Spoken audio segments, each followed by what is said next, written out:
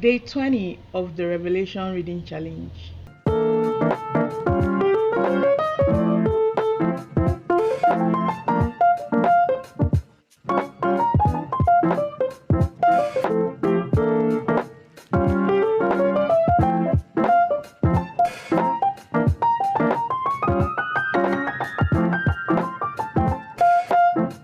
Revelation chapter 20. The 1,000 years. Then I saw an angel coming down from heaven, holding in his hand the key to the bottomless pit and a great chain. And he seized the dragon, that ancient serpent who is the devil and Satan, and bound him for 1,000 years, and threw him into the pit, and shut it, and sealed it over him, so that he might not deceive the nations any longer, until the 1,000 years were ended. After that he must be released for a little while. Then I saw thrones, and seated on them were those to whom the authority to judge was committed.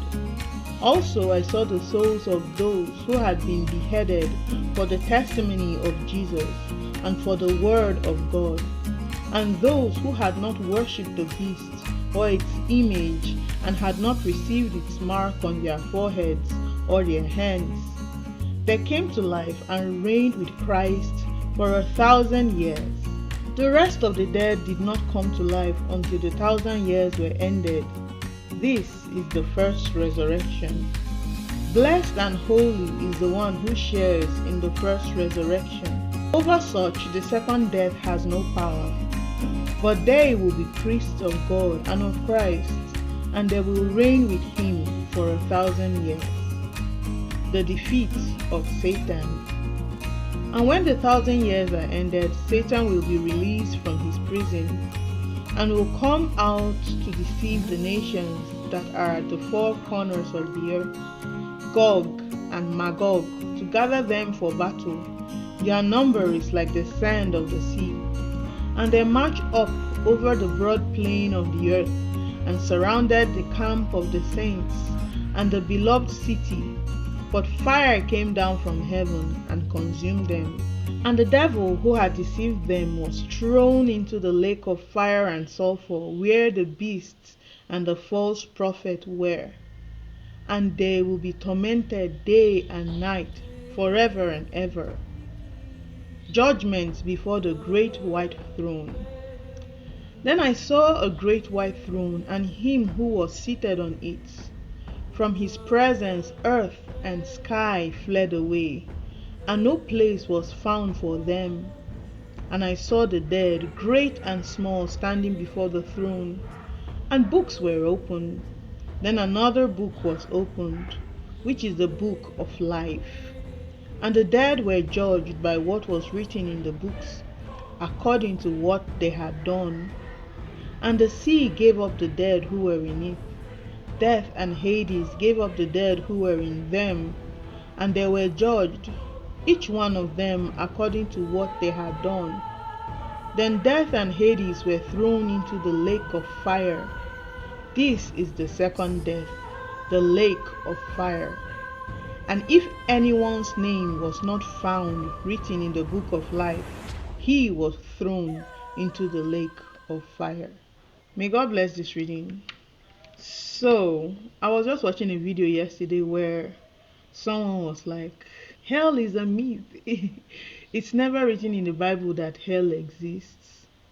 And right when I was watching that video, I was like, somebody doesn't read their Bible and it shows.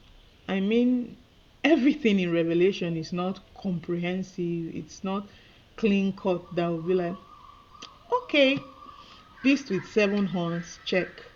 But there are some things that are really comprehensive, and as I've said before, it is the battle between good and evil that is waging even today and will wage until the end. The sovereignty of God, his authority and rulership over time and space and everything. The fact that he is literally the Alpha and the Omega, the beginning and the end, that he created the world out of nothing and he will close the pages of that book. The fact that we as saints of God have to endure and persevere because there is a payoff. And finally, the fact that There is a heaven and there is a hell.